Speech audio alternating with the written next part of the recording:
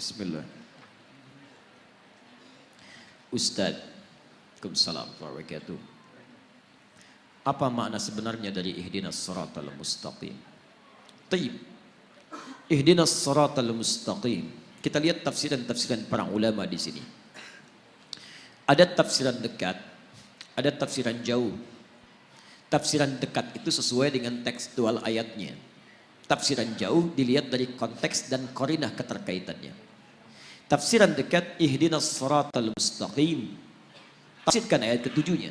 Siratal ladzina an'amta 'alaihim ghairil maghdubi 'alaihim waladdallin. Baik, ihdina, ya Allah berikan kami petunjuk. Berikan kami hidayah.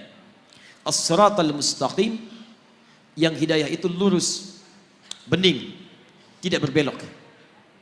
Siratal ladzina an'amta 'alaihim ghairil maghdubi 'alaihim waladdallin. Yang hidayah itu pernah disampaikan dan mendapatkan kenikmatan dari orang-orang sebelum kami, dan dengan itu jagalah kami supaya tidak berbelok ataupun masuk dalam golongan orang-orang tersesat dan orang-orang yang diadab. Para ulama pertama mengartikan hidayah ini pertama dengan Islam. Islam.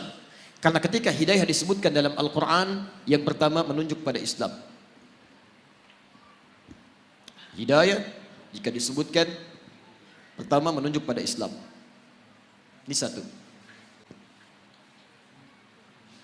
Yang kedua, hidayah juga bisa disebutkan menunjuk pada kekuatan iman. Kekuatan iman. Kalau yang ini belum masuk Islam, maka jadi Islam. Seperti tadi Musa diutus pada Fir'aun, seperti Muhammad SAW diutus pada umat manusia. Kalau yang ini sudah muslim tapi ditambah keimanannya. Contohnya Quran surah ke-18 ayat ke-13, paling kiri di pertengahan. Antum pernah dengar Ashabul Kahfi? Sudah beriman belum? Sudah. Lihat ayatnya. Innahum fityatun amanu bi rabbihim. Mereka itu para pemuda yang sudah beriman kepada Rabbnya. Imannya sudah ada. Ketika imannya dijaga dan terus mendekat kepada Allah, wazidnahum huda, kami tambahkan hidayah. Zidnahum huda, hidayah ditambahkan, imannya dikuatkan lagi. Di ketika beriman dikejar-kejar, dia pertahankan imannya. Begitu dia pertahankan imannya, kemudian masuk ke dalam gua, Allah tambahkan lagi kekuatan iman. Semakin mendekat, semakin mendekat, semakin mendekat. Baik, tiga, ada jenis hidayah, bentuknya amal soleh. Jadi kalau orang diberi hidayah oleh Allah Subhanahu Wa Taala, artinya diberi jalan untuk beramal soleh, petunjuk untuk mengerjakan amal soleh. Dalilnya Quran surah kedua, misal Al-Baqarah, dari ayat kedua sampai ayat kelima. Lihat, dzalikal kitabu la raiba fihi hudan lil muttaqin. Hudan, hidayah diberikan pada orang takwa. Siapa orang takwa itu? Orang yang tergerak mengerjakan amal soleh dengan imannya.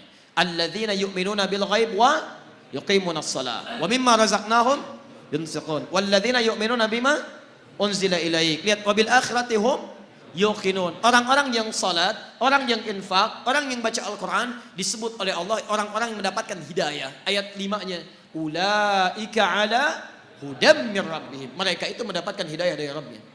Makanya antum ketika, maaf ya, kalau kita mendapatkan hidayah dari Allah, maka seluruh tubuh kita akan tergerak beramal soleh. Bisa. Di antara makna hidayah penambahan iman. Apa fungsi mata? Melihat. Tuh, sudah keliru. Mata itu bukan melihat. Mata itu fungsinya bukan melihat. Kalau cuma melihat, kambing melihat. Elang melihat. Dan saya sering katakan mata elang lebih tajam daripada mata antum. Elang naik ke udara, di langit dia melihat anak ayam, kelihatan oleh dia, diterjang, diambil. Antum naik pesawat ke udara, anak antum gak kelihatan di bumi. Tapi mata elang tidak dihisap, mata antum dihisap.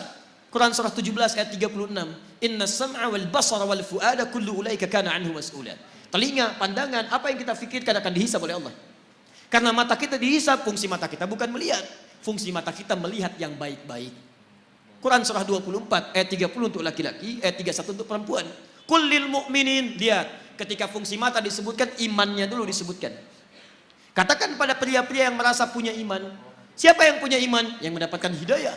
Karena bagian dari hidayah adalah memberikan kekuatan iman. Lihat, hidayah masuk lewat mata. Iman masuk lewat mata. Ketika iman masuk lewat mata, yaghuddu min absarihim. Maka dia akan palingkan dari yang tidak baik. Menurut Allah. Makanya mata orang yang mendapat hidayah itu ketika melihat yang baik-baik cepat bergerak. Coba lihat. Di antara sekian orang yang lewat di jalan, Ditampakkan oleh Allah melihat masjid, melihat orang, melihat sekian. Berapa di antara yang melihat itu yang tergerak untuk datang ke masjid? Yang paling aneh begini, antum kerja nih. Tiba-tiba di jalan, begitu mau pulang, azan. Begitu lewat kok lewat masjid dan antum lihat orang sholat. Pertanyaan saya, mudah bagi Allah mengarahkan antum ke tempat lain yang tidak melihat orang sholat. Kenapa anda dibawa ke situ melihat orang sholat? Artinya Allah menginginkan anda dapat hidayah lewat mata anda. Itu poinnya. Diberbahagialah kalau anda sering diarahkan pada yang baik-baik. Dulu di Amerika itu ada 2 mahasiswa. Satu muslim, satu non muslim. Yang muslim sering berdakwah dengan akhlaknya. Dan dia sering lihat yang baik-baik. Channel One dia putar. Satu kali acara sholat isya di Mekah. Imamnya Syekh Sudes. Dia iseng tanya pada kawannya non muslim. Perhatikan kalimatnya. Menurut kamu berapa banyak orang ada di situ? Masjidil Haram. Kata non muslim, saya kira 5.000, 50.000 lah. Kata temannya, di situ setidaknya ada 500.000 sebelum dibongkar. Kata yang muslim, berapa lama waktu dibutuhkan untuk membuat mereka semua rapi seketika? Kata yang non muslim, saya pikir 3 pekan. 3 pekan. Dia kira dibariskan satu-satu. Perhatikan kata yang muslim, saya akan tunjukkan pada anda, tidak sampai 5 menit semua baris rapi. Masya Allah. Kata non muslim ini, saya tidak percaya. Kata yang muslim, lihat. Begitu iqamat, Allahu Akbar, Allahu Akbar, Masya Allah, yang tawaf berhenti semua, rapi menghadap. Belum 1 menit, sudah bengong, tunggu, jangan dulu bengong. Begitu Syekh Sudes memulai, istawu, istaqimu, rapat, rapi, tegak semua. Begitu takbir, Allahu Akbar, semua takbir seketika, rapi, nggak sampai 5 menit. Tiba-tiba hidayah masuk lewat mata. Tuh, pertama, Islam. Dia berkata, perhatikan perkataannya, tolong tunjukkan pada saya bagaimana caranya masuk Islam. Karena agama ini bukan buatan manusia. Nonton sholat isya, dapat hidayah, masuk Islam. Yang paling aneh, sudah masuk Islam, diajak sholat isya, nggak berangkat. Itu poinnya. Hidayah masuk lewat mata. Makanya mata orang dapat hidayah, itu lihat yang baik-baik cepat. Yang tidak baik dia palingkan. Lihat handphone, tayangan gak baik, dia palingkan. TV, gak ada acara yang gak bagus. Gak bagus, pindah channel. Majalah, gak ada yang dibawa yang gak baik-baik. Yang baik semua. Baik. Makanya kalau antum sering lihat yang baik-baik, yang halal-halal, yang haram, antum gak akan peduli. Seorang suami yang selalu menatap istrinya yang halal, maka matanya tidak akan pernah diarahkan pada yang haram. Demikian pasangan. Demikian kehidupan. Dan cepat, bahkan istighfar dia. Kalau dia sudah jadi penghuni surga, lisannya cepat istighfar. Quran surah ketiga, ayat 133. Wasari'u ila maghfirah. Perhatikan, ada calon penghuni surga seluas langit dan bumi, orang takwa itu cepat beristighfar. Begitu dia lihat tayangan yang tidak baik, dia palingkan, lisannya istighfar, astagfirullah. Dan cepat, antara lisan dengan mata itu seimbang, palingkan, astagfirullah. Nggak ada yang terlambat, astagfirullah. Nah, itu belum. Jelas ya?